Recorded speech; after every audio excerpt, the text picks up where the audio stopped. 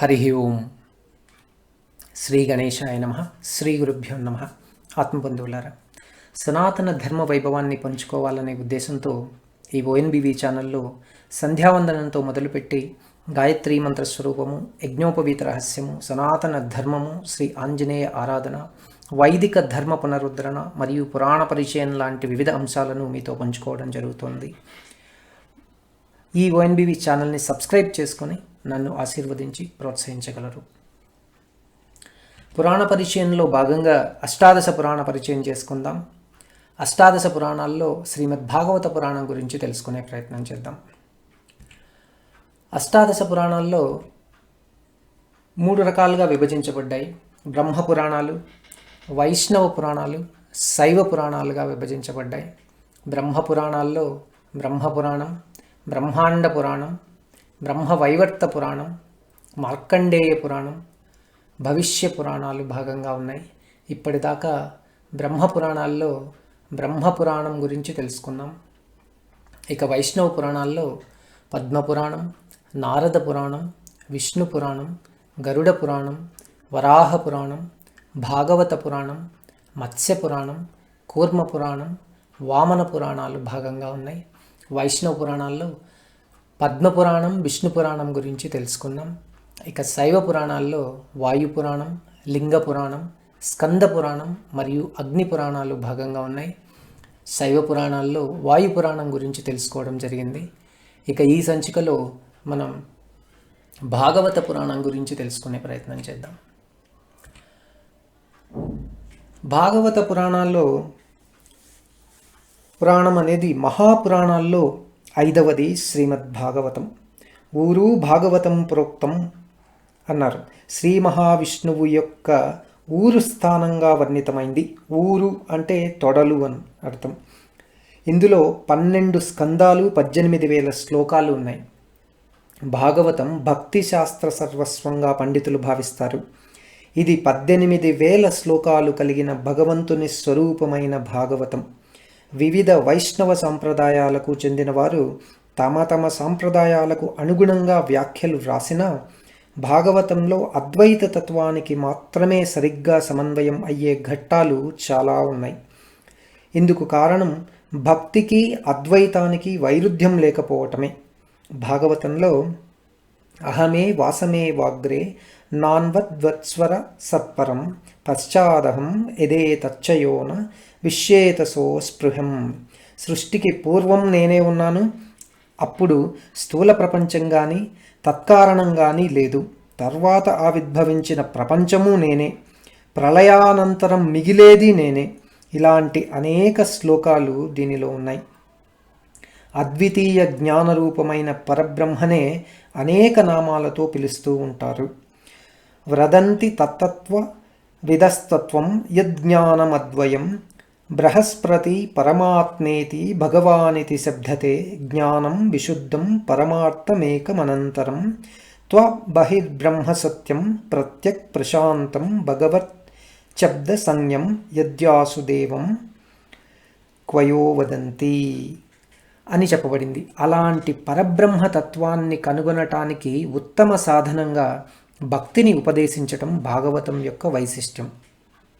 భగవంతుని అద్భుత లీలలు ఇందులో దర్శనమిస్తాయి. మానసిక క్షోభను అనుభవించే వారికి ఉల్లాసాన్ని కలిగించి ఉపశమనాన్నిస్తాయి. శ్రీమద్ భాగవత పురాణంలోని కథలు ఈ పురాణాన్ని పారాయణం చేస్తే సకల మనోభిష్టాలు నెరవేరుతాయి. అందుకే భాగవతం అంటే కల్పవృక్షం అంటారు పండితులు. భక్తి, జ్ఞాన, వైరాగ్య పరిపూర్ణమైన ఈ భాగవత స్వాదనలో మునిగిన వారికి సాంసారిక విషయాలు గుర్తుకురావు. సర్వ వేదాంత సారం ఇందులో దాగి ఉంది. భాగవత పారాయణం చేస్తే మనస్సు ఎంతో తేలిక పడుతుంది.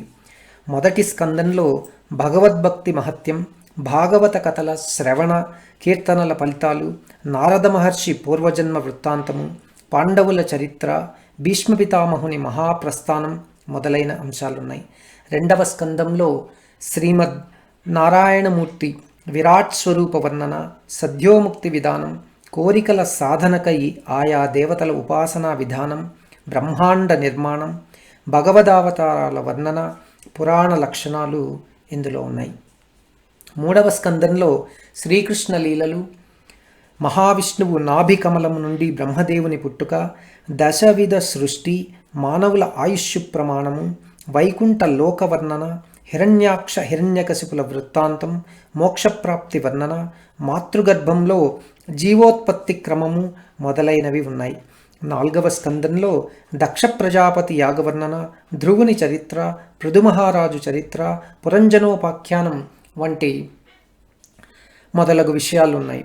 5వ స్కందంలో ప్రియవ్రత చరితము, ఆగ్నేంద్ర చరిత్ర, భరత చరిత్ర, జడభరత వృత్తాంతము, సంసార సాగర వర్ణన, భరతవంశ వర్ణన, భూగోళ ఖగోళ వివరణ, అనేక విధమైన నరకయాతనలు గురించి విషయాలు ఇందులో ఉన్నాయి.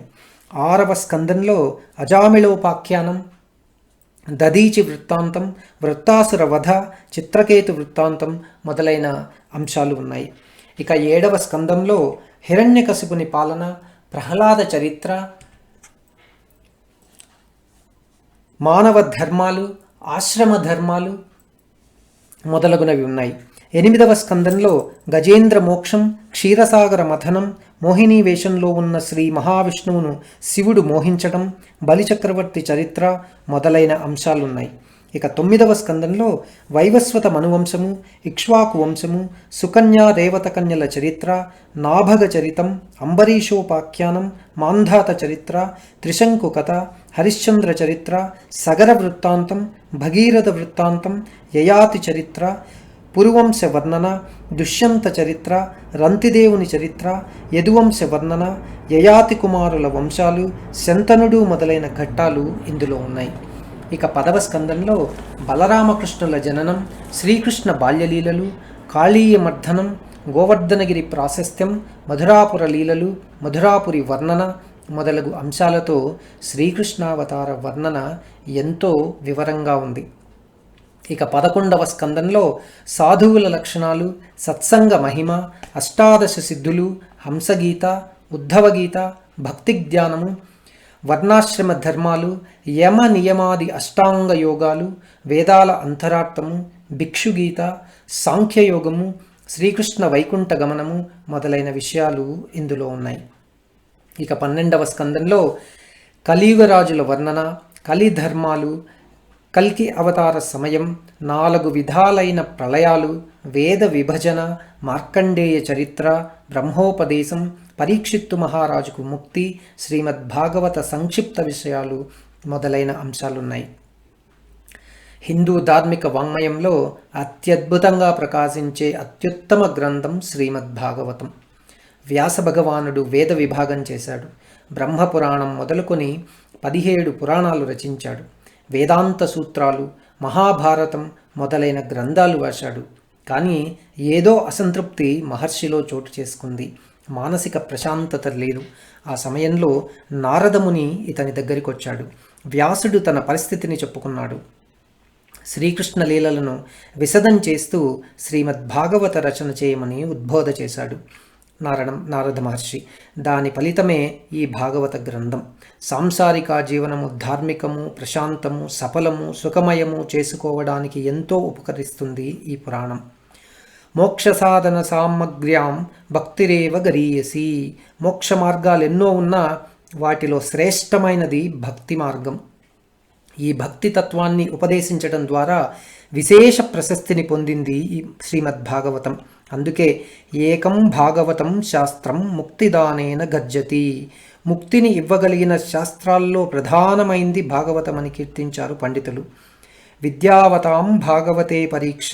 శ్రీమద్భాగవతంలో గల పాండిత్యాన్ని బట్టి పండితులు ఎవరో, పండితులు కానివారెవరో నిర్ణయం చేయవచ్చునని భావం. అంటే భాగవతంలోని విషయాలు ఎంత గాంభీర్యంతోనూ మాధుర్యంతోనూ ఉంటాయని దీన్ని బట్టి తెలుస్తోంది. దారిద్ర్య దుఃఖ జ్వరద హితానాం మాయాపిశాచి పరివర్తితానాం సంసార సింధౌ పరిపాతితానాం క్షేమాయ వై భాగవతం ప్రగజ్యతే. దారిద్ర్య పీడితులు, దుఃఖితులు, అనారోగ్య బాధితులు, మాయా అనే పిశాచానికి బలైన వారు, సంసారం అనే సముద్రంలో పడిన వారిని రక్షించటం కోసమే ఈ భాగవతం పుట్టింది. ఏతస్మాదపరం కిం చిన్మనః శుద్వేన విద్యతే జన్మాంతరే భవేత్ పుణ్యం తదా భాగవతం లభేత్. మనసు నిష్కల్మషం కావటానికి భాగవతాన్ని మించిన సాధనం మరొకటి లేదు. ఎన్నో జన్మంలో పుణ్యం చేసుకుంటే కానీ భాగవత కథా శ్రవణం లభిస్తుంది. అది పరీక్షిన్ మహారాజు వారి ఆస్థానం. మహారాజు గారి కోరికను మన్నించి భాగవత కథలను వినిపించటానికి వచ్చాడు సుఖమహర్షి. ఈ శుభవార్త దేవతలకు తెలిసింది. అమృత భాండంతో మహానందంతో వచ్చారక్కడికి. మహర్షికి నమస్కరించారు. మహర్షి, మీకు సమ్మతమైతే భాగవత కథామృతం మాకు వినిపించండి అన్నారు.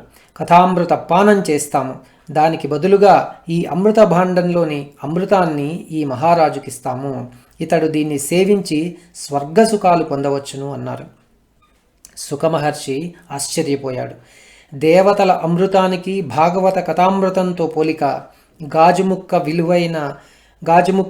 విలువైన మణి ఒకటవుతాయా? తనలో తాను నవ్వుకున్నాడు. దేవతల ధోరణి నచ్చలేదు. భక్తిభావం స్థానంలో అహంభావం కనిపించింది దేవతల్లో. రాజీకి రాలేకపోయాడు. ఫలితంగా శ్రీమద్భాగవత కథామృత శ్రవణం దేవతలకు లభ్యం కాలేదు. ఈ విధంగా భాగవతం తాలూకు ఔన్నత్యం ఎంతటిదో తెలియజేస్తున్నది ఈ వృత్తాంతం. భారతే మానవం జన్మ ప్రాప్య భాగవతం నయైః శృతం పాపపరాధీ నైరాత్మఘాతస్తు తై కృతః.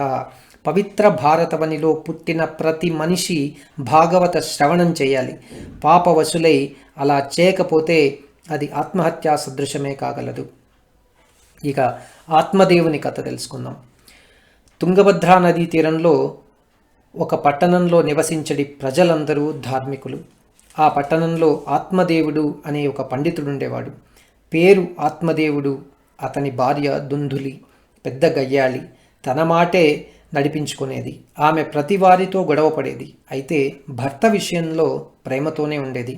ఈ దంపతులిద్దరూ ఏనాడూ ధర్మకార్యాలు ఆచరించలేదు. ఆ విధంగా వారికి సంతానం కలుగలేదు. అప్పటికి జ్ఞానోదయమైంది. ధర్మకార్యాలు చేయటం మొదలుపెట్టారు. ఎన్నో దానాలు చేశారు. సంతానం కలగలేదు. ఈ బాధను భరించలేక ఆత్మదేవుడు ఒకనాడు అడవికెళ్ళాడు. దాహం వేసింది. దగ్గరలో ఉన్న ఓ సరస్సులో దాహం తీర్చుకున్నాడు. నీరసంగా కూర్చున్నాడక్కడ. ఆ సమయంలో ఒక సన్యాసి అక్కడికి వచ్చాడు. గట్టిగా ఏడుస్తూ అతని కాళ్ల మీద పడ్డాడు ఆత్మదేవుడు. ఓ బ్రాహ్మణుడా, ఎందుకు ఏడుస్తున్నావు అన్నాడు. మహాత్మా, నాకు సంతానం లేదు. ఆ బాధ భరించలేక ఆత్మహత్య చేసుకుందామని ఇక్కడికి వచ్చాను. సంతానం లేనివాడి బ్రతుకు ఎంతో భారం అన్నాడు. ఓ మునీశ్వర, దౌర్భాగ్యుడైన నాకు సంతాన యోగం లేదు. నేను పెంచుకునే ఆవు గొడ్డుది. నా ఇంట్లో పెరిగే మొక్కలు పూతకు నోచుకోవు. ఇంటికి పళ్ళేవైనా తెస్తే అవి వెంటనే కుళ్ళిపోతాయి. ఇన్ని విధాలుగా బాధలు పడే నేను ఎందుకు బ్రతకాలి అంటూ మళ్ళీ ఏడవసాగాడు. ఆత్మదేవుని మాటల్లో ఎంతో న్యాయం ఉంది. ఆ సన్యాసి మనస్సు కరిగింది. దివ్య దృష్టితో కారణం తెలుసుకుని, సంతానం గురించి బాధపడవద్దు. మొత్తం 7 జన్మల్లో నీకు ఆ ప్రాప్తం లేదు. సంసార బంధాలు వదిలి సన్యాసం పుచ్చుకొని భగవత్ సాన్నిధ్యం కోసం ప్రయత్నించు అని ఉపదేశించాడు. ఈ ఉపదేశ వచనాలు ఆత్మదేవుని తలకెక్కలేదు. మహాత్మా, నాకు వైరాగ్యం అవసరం లేదు. సంతాన సుఖమే కావాలి. నీవు దయతలిస్తే నాకు పుత్రప్రాప్తి కాగలదు. లేకపోతే నేను ఆత్మహత్యకు సిద్ధమై వచ్చాను. ఇదే నా నిర్ణయం అన్నాడు. ఆత్మదేవుని పట్టుదలకు మెచ్చి ఒక ఫలం అతనికిచ్చి, ఈ ఫలాన్ని నీ భార్యతో కలిసి తినాలి. సత్యము, దానము, పవిత్రత, ఒంటిపూట భోజనం మొదలైన నియమాలతో 1 సంవత్సర కాలం నియమాలు ఆచరిస్తే బుద్ధిమంతుడైన పుత్రుడు కలుగుతాడు అని చెప్పి తన దారిన వెళ్ళిపోయాడు ఆ సన్యాసి. ఎంతో సంతోషంతో ఇంటికి వెళ్ళాడు ఆత్మదేవుడు. విషయం చెప్పాడు భార్యతో. సన్యాసి ఇచ్చిన పండును ఆమెకిచ్చాడు ఆత్మదేవుడు. ఆ సమయంలో దుందులి చెల్లెలు ఆమె వద్దకు వచ్చింది. ఆమెను చూచి దుందులి గట్టిగా ఏడుస్తూ, చెల్లి, నాకిప్పుడు పెద్ద ఆపద వచ్చి పడింది. నేను ససేమిరా ఈ పండు తినను. పండు తింటే గర్భం వస్తుంది. గర్భం వస్తే పొట్ట పెద్దదవుతుంది. ప్రమాద పరిస్థితి ఏదైనా వస్తే పరిగెత్తలేను. ఒకవేళ పిండం అడ్డంగా బయటకు వస్తే నాకు చావు తప్పదు. ప్రసవంలో ఎన్నో కష్టాలున్నాయి. నేనేమో సుకుమారిని, ఈ బాధలు తట్టుకోలేను. నా ఆరోగ్యం దెబ్బతింటే ఇదే సమయమని నా సంపదంతా నా ఆడపడుచు కాజేయవచ్చు. ఇక మా వారు చెప్పిన సత్యము, పవిత్రత మొదలైన నియమాల్ని నేను పాటించలేను. పుట్టిన బిడ్డను పెంచడం నా వల్ల కాని పని అని విషయమంతా తన చెల్లితో చెప్పుకుంది దుందులి. అప్పుడు ఆ చెల్లి, అక్క, ప్రస్తుతం నేను గర్భవతిని. నాకు పుట్టబోయే బిడ్డను నీకు ఇస్తాను. అప్పటిదాకా నీవు గర్భిణిలా నటించాలి. గుమ్మం దాటి బయటకు వెళ్లకు. ప్రసవం జరిగిన వెంటనే నా భర్తతో బిడ్డను నీ దగ్గరకు పంపుతాను. మరి నీవేమో నా భర్తకు కావాల్సినంత డబ్బులు ఇవ్వాలి. నన్నెవరైనా అడిగితే గర్భస్రావం జరిగిందని చెబుతాను. ఆ తర్వాత నీ ఇంట్లోనే ఉండి బిడ్డను పెంచుతాను. ఆ సన్యాసి ఇచ్చిన పండు ఉన్నది కదా, దాని ప్రభావం పరీక్షించాలి. దాన్ని మీ ఆవుకు పెట్టు అంది చెల్లి. ఆ విధంగానే చేసింది అక్క దుందులి.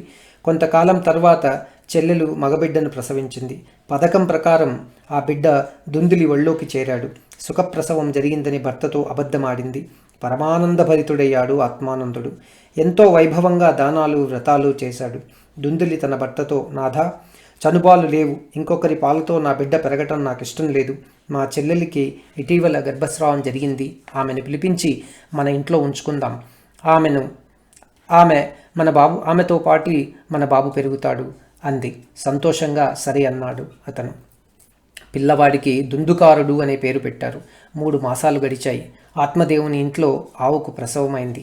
సర్వాంగ సుందరుడు, బంగారు వన్నెతో, ఆవు చెవులతో, మనిషి రూపంలో ఉన్న బాలునికి జన్మనిచ్చింది ఆ గోవు.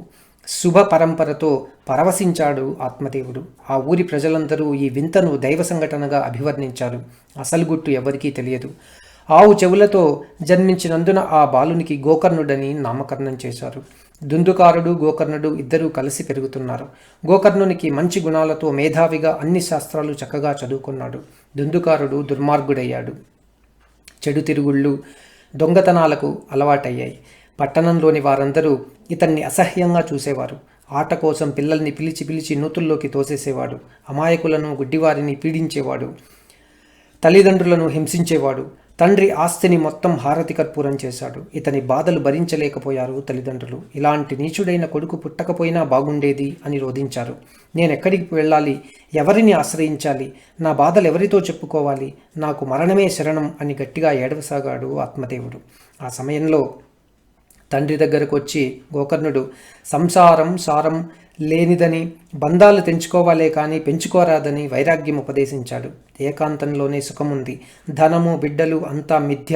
వెంటనే అడవులకెళ్ళమని గోకర్ణుడిలా తత్వబోధ చేశాడు. ధర్మం భజస్వ సతతం, త్యజలోక ధర్మాన్, సేవస్వ సాధు పురుషాన్, జహికామ తృష్ణాం, అన్యస్య దోష గుణచింతన మాసు త్యక్త్వా, సేవా కథా సమహో నితరాం పిబత్వం. ఎల్లవేళలా ధర్మ మార్గంలో నడుచుకో, లౌకిక వ్యవహారాలు వదులుకో, సత్పురుషులను సేవించాలి, కోరికలకు దూరంగా ఉండాలి, ఇతరుల్లో ఉన్న దోషాలను వెతకూడదు, సర్వదా సేవాభావం పెంపొందించుకోవాలి. గోకర్ణుని ఉపదేశ వచనాలను త్రికరణ శుద్ధిగా పాటించాడు ఆత్మదేవుడు. సర్వకాల సర్వావస్థల్లో హరిసేవలోనే లీనమయ్యాడు. కొంతకాలం తర్వాత శ్రీకృష్ణ భగవానుని సాయుధ్యం పొందాడు. తండ్రి మరణించాక తల్లిని మరింత పీడించేవాడు దుందుకారుడు. ఈ బాధలు తట్టుకోలేక నూతిలో దూకి ఆత్మహత్య చేసుకుంది దుందులి. గోకర్ణుడు తీర్థయాత్రలకు వెళ్ళాడు. దుందుకారుడు 5 వేశ్యలను తన ఇంటికి తెచ్చుకున్నాడు. వారి పోషణ కోసం మరిన్ని భయంకర కృత్యాలను ఆరంభించాడు. ఒకరోజు విలువైన ఆభరణాలు తెచ్చిపెట్టమని అతన్ని కోరారు వారు. ఆ రాత్రికే వారి కోరికను తీర్చాడు. ఆభరణాలతో పాటు విలువైన వస్త్రాలు కూడా తెచ్చిపెట్టాడు.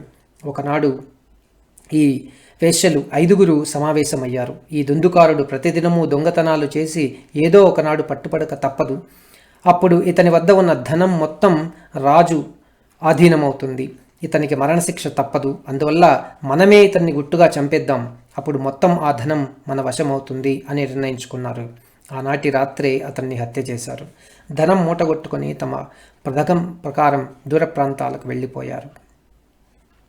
సుధామయం వచోయాసాం కామినాం రసవర్ధనం, హృదయం క్షురధారాభం ప్రియహక్కో నామ యోషితాం.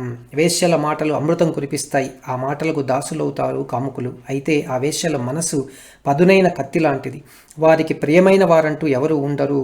ధనం మాత్రమే వారికి ప్రీతిపాత్రమైనది. అందువల్ల వారిని నమ్మరాదు అనుకున్నారు. చివరికి దుందుకారుడు తన పాపాల కారణంగా ప్రేతంగా మారాడు.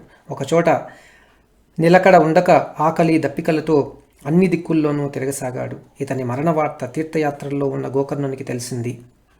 ఇతని ఆత్మశాంతి కోసం గయలో అతనికి శ్రాద్ధకర్మలు చేశాడు. కొంతకాలం అయ్యాక తన పట్టణానికి తిరిగి వచ్చాడు. అర్ధరాత్రి సమయంలో ప్రేత రూపంలో ఉన్న దుందుకారుడు మేక రూపంతో, మరోసారి ఏనుగు రూపంతో, ఇంకోసారి దున్నపోతు రూపంతో, ఇలాగా ఎన్నో రూపాలతో గోకర్ణుని ముందుకొచ్చాడు. నిద్ర లేచాడు గోకర్ణుడు. ఎవరు నీవు? ఎందుకిలా తిరుగుతున్నావు అని అడిగాడు. ప్రేతం గట్టిగా ఏడ్చింది. నీరసంతో మాట బయటికి రాలేదు. సైగలు మాత్రమే చేయసాగింది. గోకర్ణుడు నీటితో ప్రోక్షించాడు ఆ ప్రేతాన్ని. దాంతో కొంత శక్తి వచ్చింది.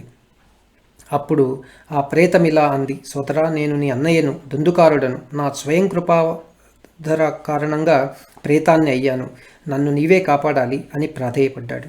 నీ ముక్తి కోసం గయా శ్రాద్ధాలు చేశాను. ముక్తి లభించకపోవడమా? ఆశ్చర్యంగా ఉందే అన్నాడు గోకర్ణుడు. 100 గయా శ్రాద్ధాలు చేసినా నాకు ముక్తి లేదు అన్నాడు దుందుకారుడు. సరే, నేను ఆలోచిస్తాను అని గోకర్ణుడు అతన్ని పంపించాడు. గోకర్ణుని రాక తెలిసి అందరూ సాదరంగా పలకరించారు. దుందుకారుని వృత్తాంతం వారితో చెప్పాడు గోకర్ణుడు. అతనికి ముక్తి లభించే మార్గం చెప్పమని పండితులను కోరాడు. లోకబాంధవుడైన సూర్యభగవానుడు మాత్రమే చెప్పగలడని పండితులు చెప్పారు. గోకర్ణుడు సూర్యదేవుని ప్రార్థించగా సూర్యభగవానుడు ప్రత్యక్షమై శ్రీమద్భాగవత సప్తాహం చేస్తే ముక్తి తప్పక లభిస్తుంది అని తెలిపాడు. వెంటనే భాగవత సప్తాహం ఏర్పాట్లు ప్రారంభించాడు గోకర్ణుడు. ఈ శుభవార్త తెలిసి తాము కూడా ఈ కార్యక్రమంలో పాల్గొని జన్మ సార్థకం చేసుకోవాలనే తలంపుతో దూర ప్రాంతాల నుండి తండోపతండాలుగా తరలివచ్చారు ప్రజలు. ఆసనం అలంకరించాడు గోకర్ణుడు. భాగవత పఠనం ప్రారంభించబోచుండగా సరిగ్గా ఆ సమయానికి ప్రేతరూపంతో ఉన్న దుందుకారుడు కూడా అక్కడికి వచ్చాడు. అక్కడ దగ్గరలో ఉన్న వెదురుగడలోకి ప్రవేశించాడు. కథా పఠనం మొదలైంది. భక్తి శ్రద్ధలతో అందరూ వింటున్నారు. ఆ సాయంకాలానికి మను కర్దమ సంవాద పర్యంతం వరకు కథ జరిగింది. ఆనాడు ఒక ఆశ్చర్యం జరిగింది. శ్రోతలందరూ చూస్తుండగానే పటపటమంటూ పెద్ద శబ్దంతో వెదురుగడలో ఒక భాగం చీలింది. ఇలా 6 రోజులు 6 భాగాలు చీలాయి. 7వ రోజు కార్యక్రమం ముగిసిన వెంటనే 7వ భాగం కూడా చీలింది. ఆ వెదురుగడలో నుంచి పీతాంబరాలు, కుండలాలు, తులసీమాల ధరించి దేవతాకారంలో ప్రత్యక్షమయ్యాడు దుందుకారుడు. గోకర్ణుని దగ్గరకు వెళ్ళి ప్రణామం చేసి, సోదరా, నీ కారణంగానే నా ప్రేతత్వం పోయింది. భాగవత ప్రాశస్తం విలువ తెలిసింది అంటూ తన కృతజ్ఞతలు తెలుపుకున్నాడు. ధన్యా భాగవతి వార్తా ప్రేత పీడా వినాశిని సప్తాహోపి తథాధన్య కృష్ణలోక ఫలప్రదయ. ప్రేత పీడను నాశనమొందించగల శ్రీమద్భాగవత కథలు పవిత్రం. భాగవత సప్తాహం ఎంతో శ్రేయస్కరమైనది. దైవ సాయుధ్యం పొందగల ఏకైక మార్గం శ్రీమద్భాగవత సప్తాహం అంటూ భాగవతాన్ని స్తుతించాడు. భిద్యతే హృదయం గ్రంథిశ్చిద్యంతే సర్వసంశయాః క్షీయంతే చాస్య కర్మాణి సప్తాహ శ్రవణే కృతే. భాగవత సప్తాహంలో పాల్గొని భక్తి శ్రద్ధలతో శ్రవణం చేస్తే హృదయం పరిశుద్ధమవుతుంది. సంశయాలన్నీ పటాపంచలవుతాయి. అంతేగాక సకల పాపాలు హరిస్తాయి. ఈ విధంగా కృష్ణ భక్తి తన్మయుడయ్యాడు దుందుకారుడు. ఇంతలోనే వైకుంఠం నుంచి దేదీప్యమానమైన విమానం ఒకటి వచ్చి అందులోని విష్ణుదూతలు సాదరంగా ఆహ్వానించారు. అప్పుడు గోకర్ణుడు విష్ణుదూతలను అడిగాడు. అత్రైవ బహవస్సంతి శ్రోతారో మమ నిర్మలాః అనీతాని విమానాని న తేషాం యుగపత్కుతః శ్రవణం సమభాగేన సర్వేషామిహ దృశ్యతే ఫలభేదః కుతో జాతః ప్రబ్రువంతు హరిప్రియాః. వైష్ణవోత్తములారా, భాగవత సప్తాహంలో పాల్గొని పరిశుద్ధ హృదయంతో శ్రవణం చేసిన వారెందరూ ఇక్కడ ఉన్నారు కదా.